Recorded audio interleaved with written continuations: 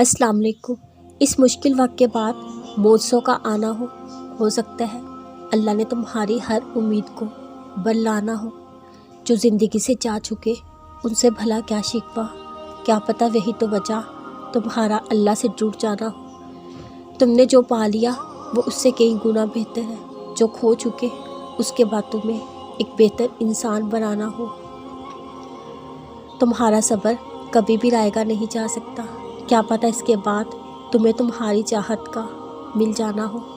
देखो यूँ इस तरह मायूस ना हो जाया करो, क्या पता इस आर्जी तकलीफ़ के बाद ढेरों खुशियों का आना हो।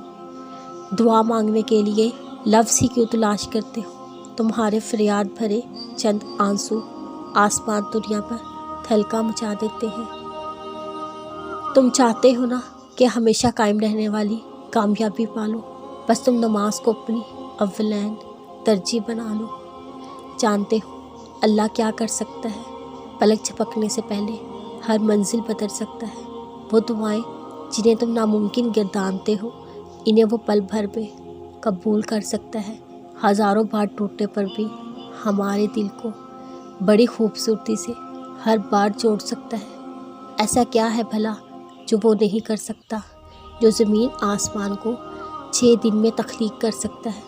तुम उस पर यकीन रख कर मांगो तो सही, हर गम को खुशी में वो बदल सकता है इंशाअल्लाह। रुकावटें आपका रास्ता रोकने के लिए नहीं आती, बल्कि आपको बेहतरीन रास्ते की तरफ ले जाने के लिए होती है। मुश्किलात आपको किसी दलदल में फंसाने के लिए नहीं आती, बल्कि आपके लिए आसानियों के दरवाज़े खोलने के लिए आती हैं।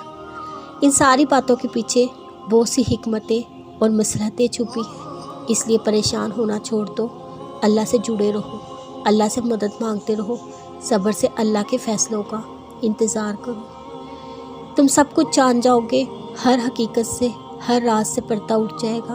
फिर तुम खुश हो जाओगे, तुम्हारा दिल पुरसकून हो जाएगा। बस फिर तुम चलते फिरते अल्लाह का शुक्र अदा करते रहो।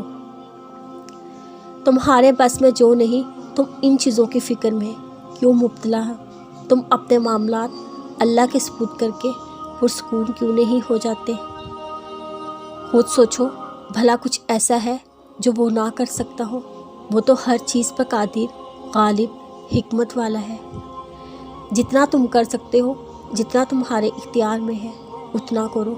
अल्लाह से मांगो, बेहिसाब मांगो और फिर बेफिक्र हो जाओ। वो इंशाअल्लाह ज़रूर नवाज़ेगा।